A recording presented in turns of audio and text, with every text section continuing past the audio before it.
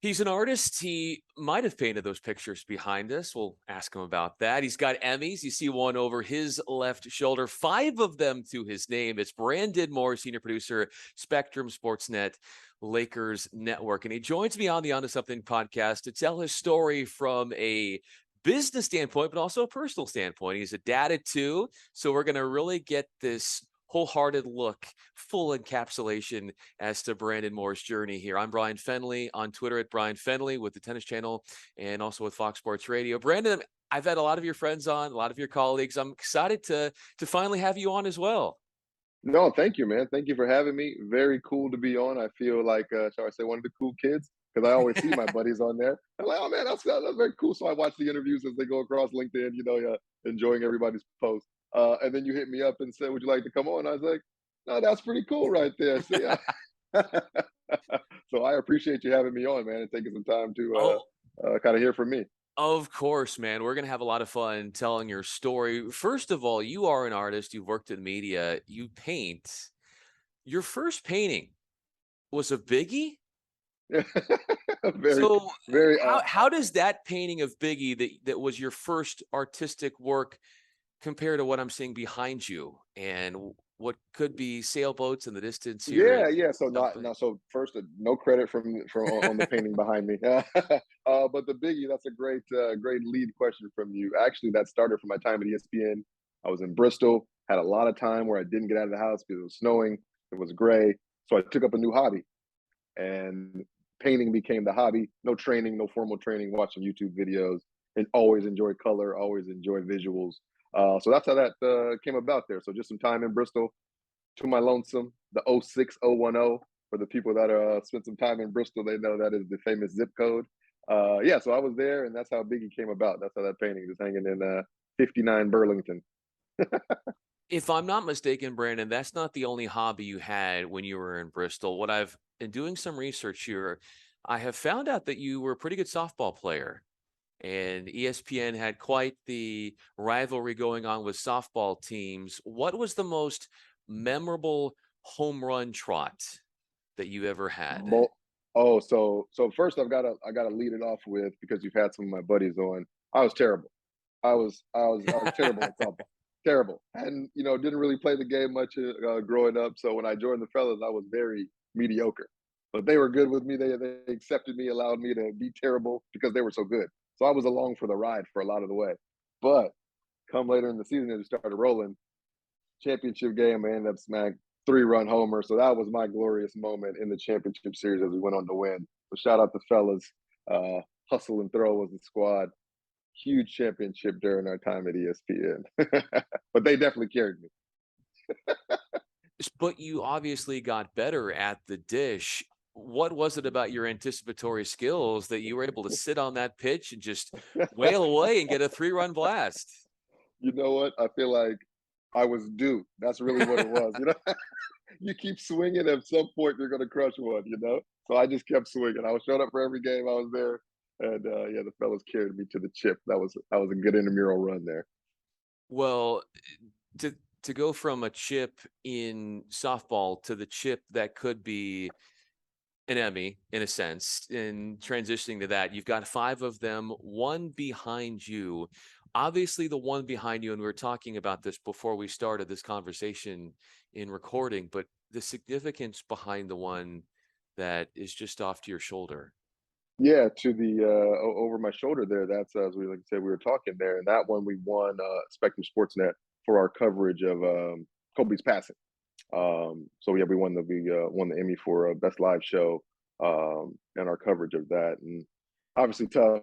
I'm from LA. Anybody that knows me knows that Kobe is my guy, my favorite hooper of all time, lifelong Laker fan. So that one, very special. Lakers, all that kind of rolled into one as we were doing live TV, and we got pandemic, got Kobe's passing, the NBA season stopped. They eventually came back to the bubble. Lakers won the championship. So all of that kind of gear just was packed into a lot of hours in the studio, as you know, how long we're in the studio, and just emotions, and kind of as you're living and still putting on the news and informing people, but you're still kind of grieving and dealing with that at the same time. So to win that Emmy that year felt special. Kind of, it was a good, it was a special one. Definitely when I look back at that, I was some news coverage right there, right? Yeah, that was tough. When you look back at how you told his story in remembrance and sharing his legacy on television, where did you want to make sure that the features and the work was shown that sort of was able to care for way in which you thought of him and that came across as well?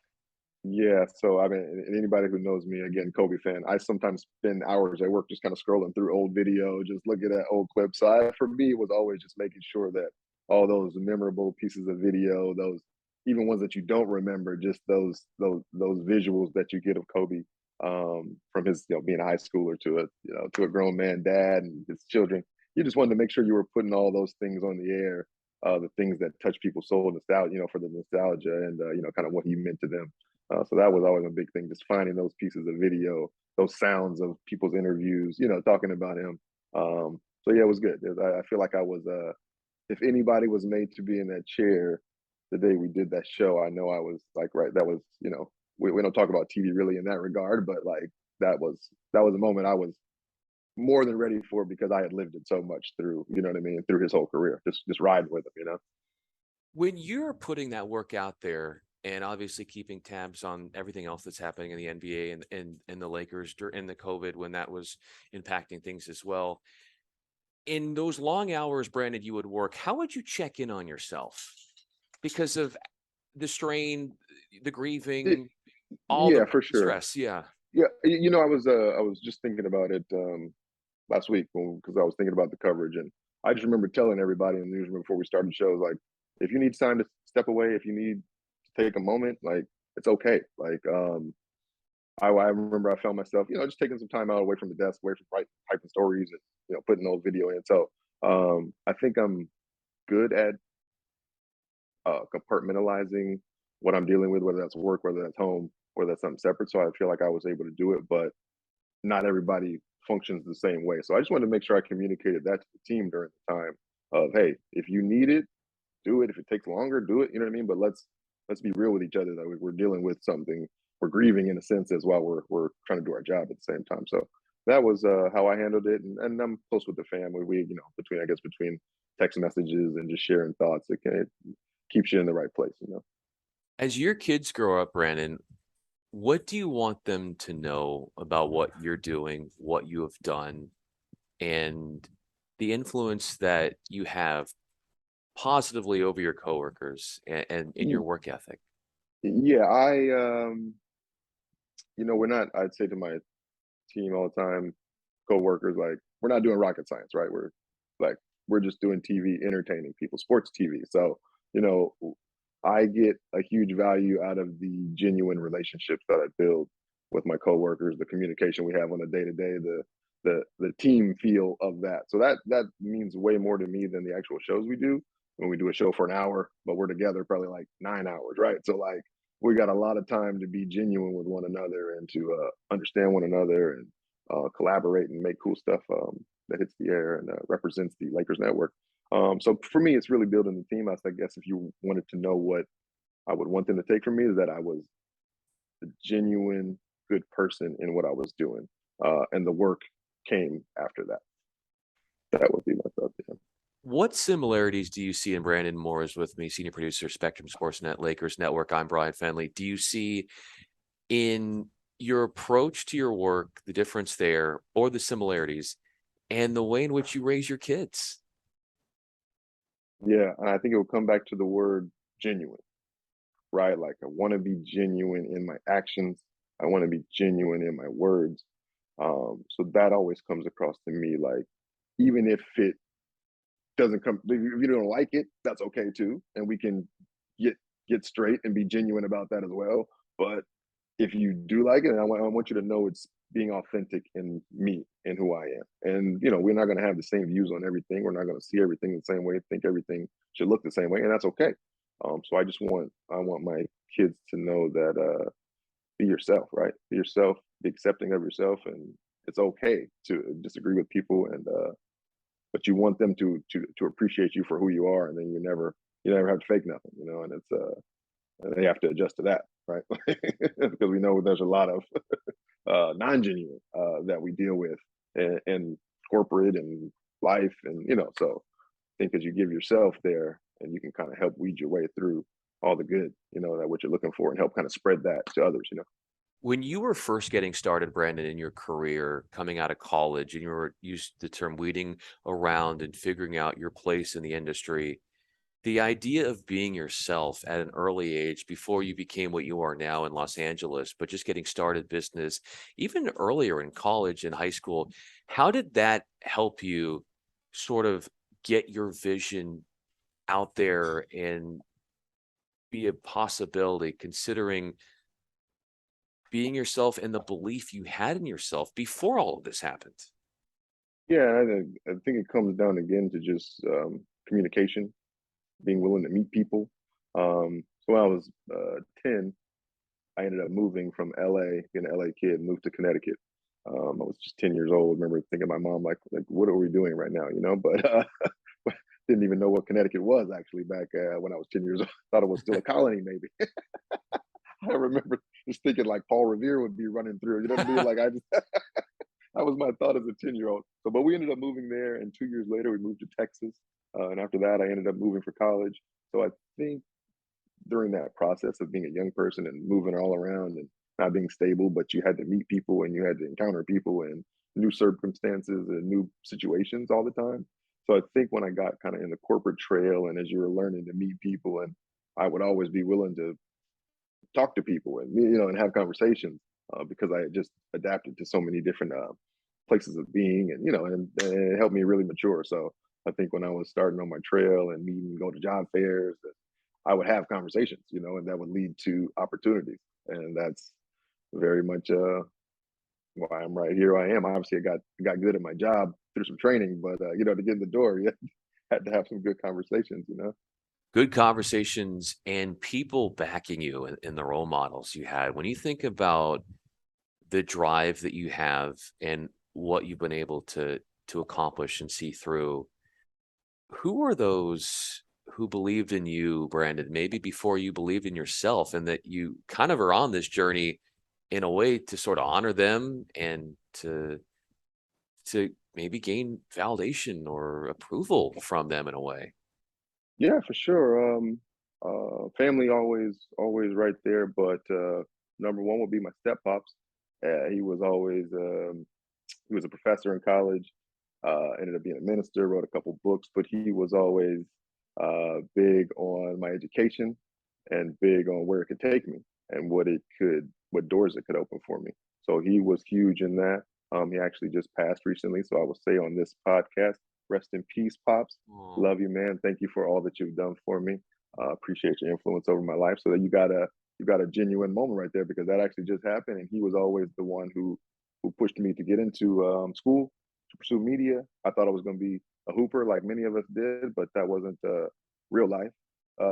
So he always told me, like, right, what else can you focus yourself in, and your love of sports and media and what you like to do. So yeah, he was a huge influence there. So shout out to Pops. And then I would also give another one. It's really because he's also passed, but Fred Brown, who many people know from ESPN, was the first one who got me in the doors of ESPN because I met him at a job fair. We had a relationship for 3 years while I was in school, talking back and forth.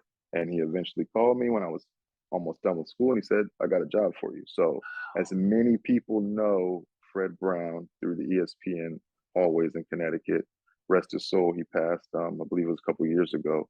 But he was an awesome man and really was the one who opened the door on my whole career, not just a job, right? Like he opened the door for my career. I've been in media now for almost like 17 years or something, right? Like, so Fred Brown, respect to Fred Brown. And he's done that for so many people that have come through ESPN and now have jobs at right everywhere we can think of. I'm at Spectrum, but I've got, NFL Network, right, Fox, any network you can name. We from the ESPN tree are spread out there. And I guarantee you, Fred Brown was a huge part of that for some of them. So, what an incredible story. Speaking from yeah, the heart yeah. there, Fred Brown, and then also your step pops, and to think about as well the early messages that you took from him.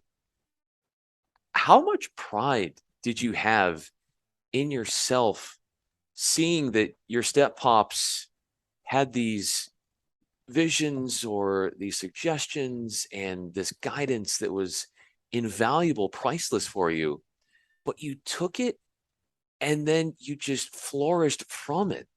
To think about the way in which you were able to take what he said and not just listen to him, but I would think go above and beyond. And then to see his reaction, that had to have been priceless, Brandon. Yeah, that's all. First, let me interrupt because I don't want to get caught up. You are a great question asker, my man. Those are some Oh, good I questions you're appreciate asking. it, dude. Those are some good questions you're asking, man. Those are all those are Appreciate it. like with hey man, we know like I work in TV, you as well. You know when you're good at getting good at your job. You know what I mean? Oh man. That's some good stuff right there. Thank you, man. Yeah, no, I would just in answering that question, yeah, no, feels good to make people proud, right? And that's I think a lot of times what we're doing it for, right? For some validation from our family, from our loved ones, from our friends, from our network, right? And that's in a lot of ways what you're doing a great job of that because you're validating people with conversations of these are people that are behind the scenes this whole series that you're doing, right? And it's just it's showing people that are doing great stuff in sports production, but you don't see them because we work in it behind the scenes, And so it's a good. You're doing a good job of that and giving people just a chance to hear stories and things like that. So good when you make people proud, man. That's the baseline of it, right? It always feels good inside when you can make your family proud. I want to get to your family in a moment, but yeah, as you said, and playing off what you just mentioned, Brandon, there's so many amazing people in this business that the business would be nothing without them. People like Right. you, and they don't necessarily have that platform to share stories. And so, what I love is the idea of getting out positive content and bringing heartwarming messages out through these conversations, but also allowing people in this business to reflect when it's very hard to reflect because, as you said, when you're logging these long hours and you're always going from one project to another, it doesn't really bode for a moment to sit back and say, hey, look what I've done, look what I've Yeah. overcome, look at how, to take a term you said earlier, compartmentalize. I mean, you've got two kids, you got a 5-year-old and a 1-year-old, and then you're doing everything with Spectrum, and there's there needs to be a sense of an elevation of showing what it takes. And so in that sense, and going off of everything you're doing from a business standpoint, but what is it like if I'm, let's say I'm in your family room and you've got your 5-year-old and your 1-year-old running around, what kind of joy am I going to see from you? Oh man, I think you'd see great joy. Like that's the greatest joy in the world. And I think all my coworkers know me would say that I bring joy to a newsroom in a sense. You know what I mean? Just a camaraderie. So that's always me. I'm my wife's a serious one, and I'm the big kid still running around. So she knows that. She's accepting of me. But yeah, no, I'm again go back to the word what you said earlier, but I'll double it up there, but genuine joy, right? That's what we try to have in the household with the family. How has your wife been there to support you when you needed her? My wife's awesome. My wife is, like I just said, she's the leader of the pack. So she's been taking care of us for we've been together 8 years now. So shout out to my wife. Um, yeah, no, she's awesome. She works. She's in advertising, so she's working 15 hours a day taking care of the kids. I'm at work, until midnight. She's taking care of the kids. I'm like, I think I'll be home in time for dinner. Like, no, maybe bath. No, all right. I'll just do the dishes. Like, so she holds it down every day, and she's been working remote since the pandemic. So she hasn't even had to go back to the office. Whereas on my end, we're back in the office because of the studio work. But she's been at home and a blessing to me in my life, blessing to our family. Shout out my wife. Oh, I would think in Brandon Moore is with me. I'm Bryan Fenley. That your basketball play yourself was a blessing early on, to the extent of which, how good were you as a basketball player when you were rising the ranks and growing up? I was. I always love hoops. I won't. I just love to play, so I won't say like I was great or anything, but I had a good high school run. Got to go to college for a little bit before I fell out. That was I wasn't going to make it at Missouri Valley College. So shout out to my peeps there, Missouri Valley College. Um, but yeah, no, I love hoops. I was good enough to get some buckets. I was good enough to be on some good teams. Um, College probably would have been my max out though. You know what I mean? Like that wouldn't have made it too much too much further. My lack of athleticism caught up to me at some point.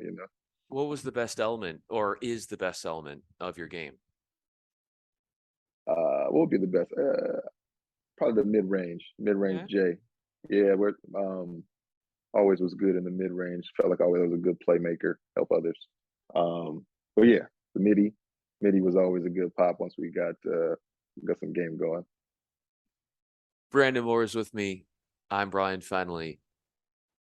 The range in which you've had to have strength through this journey as well. I know we've talked about joy and being genuine and being a team player, but in discussing a little bit about your family and learning about their roots, how have your family and those before you taught you a strength in life, not just in business, but just in life, from what you saw from, say, your grandparents and your step pop and everybody that's been really tight knit with you to really show you the strength that it takes to make it in this life? For sure. Well, that for me is all rooted in my belief in God, Christianity. So that was instilled in me from a youngster, and obviously everybody kind of branches off, and you believe what you want to believe. But as I grew up and learned to lean on my faith through situations, through jobs, through conversations, I know God's always been there for me, and that is where I draw my strength, draw my understanding, draw my love. That's where I draw that from. So that is the root of all things for me, and that's always been the case with my family as well. So that hands down, not even a question. Brandon Moore is with me. I'm Bryan Fenley. So at this stage, as we sort of wrap up this conversation, what does it take to make sure that you're there for your kids, you're there doing the dishes for your wife, or whatever you can possibly do to appease her, and then to continue producing and putting together Emmy level like work at Spectrum Sportsnet? Take some good time management, and that's in a way what producing is. All my producers know, right? Like you're going down to the number. I always joke with the crew. I'm like, I can guess how long that soundbite was. It was 1 minute and 7 seconds. Like I just like my timing, you know what I mean? Because that's all we do is exist in timing and try to get on air and get off air. So you do a lot of that with your life, and I'm learning to get better at it because sometimes I'm so timed out at my job, then you come home and you want to be not as timed out. But if you want to get things done, you got to be timed out. You got to get up earlier. You got to focus on some things and compartmentalize again, right? You do some things at home. All right, home time's over. And I just actually moved to Orange County not too long ago. So now I got an hour commute. So now, so now, so now, so now I got to focus on the hour on the road, do a lot of thinking, do a lot of phone calls in that hour, doing some podcasting, listen to some books. So making the most of that hour, right? But you gotta use your time wisely. I think everybody knows that as we get older, but it's a real thing. You know, use your time wisely. What do you like as far as like maybe a book or a podcast? What do you like to consume? Yeah. Um, right now I'm reading the book. So many people read it, but I'm Chop Wood, Carry Water. I'm actually listening to it. I'm not reading it. It's tough for me to find time, as we talked about time, to read. So in the car, I just usually listen to the books for about 30 minutes or so. But yeah, Chop Wood, Carry Water. Reading that right now, and that is based in the premise of a guy who wanted to become a samurai.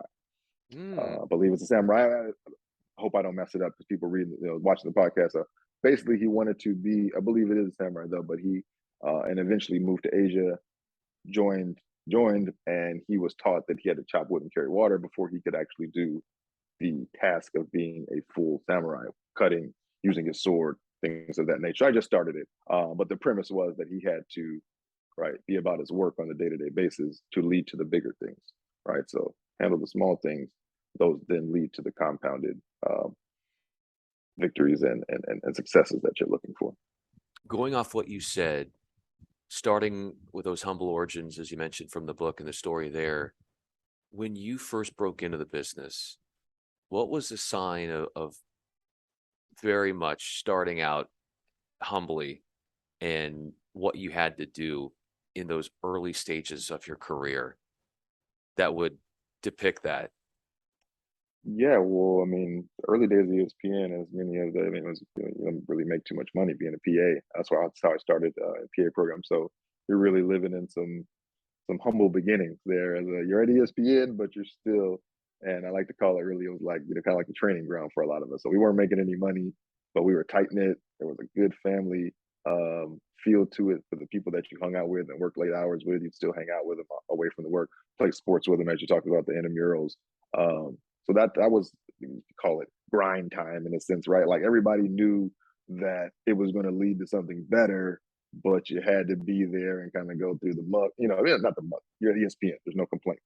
But right, you live in Bristol, Connecticut. You work until 3 in the morning, right? So you got to go do a little bit of the grind. As long as you understood that and valued the process, like much like I just said, kind of the day-to-day process, then it was going to be all good, and it was going to lead to something great for all of us, no matter what area we were going to shift into, or if we became producers or directors or on air, or but we all were in it together in those early days. So you had to appreciate that time and appreciate the process. So shout out to all the early ESPNers in my window. And I feel like about 20 of them have been on the podcast. Like, Yes. And I hope 20 more times yeah, 20 exactly, are going to be on in exactly, the future. But I exactly. felt like when you were just talking about that, that was the make or break moment in your career. Right. Like, is this maybe like a testing time when you were first getting started? Is this worth it? And then to say, hey, good things are going to come out of this. I have to be patient. I have to be perseverant, or have perseverance, and just continue to work. And then, as you said, the process is going to work itself out. And look Right. at where you are now. Brandon Moore, I'm Bryan Fenley. Of course, you are getting ready for another big season coming up for the Lakers. Of course, he's senior producer at Spectrum Sportsnet, Lakers Network. I'm Bryan Fenley with Tennis Channel and Fox Sports Radio. Brandon, how fun was this, man? Thanks for diving into not just what you're doing from a professional standpoint, but learning about the human aspect of you as well, the dad role and the early, even pre work, the influences from your family. I think this is just really wonderful introspection, and you told some amazing stories. Hey man, thank you for having me on. Thank you for allowing me to be part of the podcast. Very cool of you. I'm wishing you best of luck. I said it before we got on, but congratulations. You recently got a new gig there with Tennis Channel. So congratulations to you. And again, right, good genuine conversations, good genuine energy. Respect that from you. And I appreciate you having me on, man.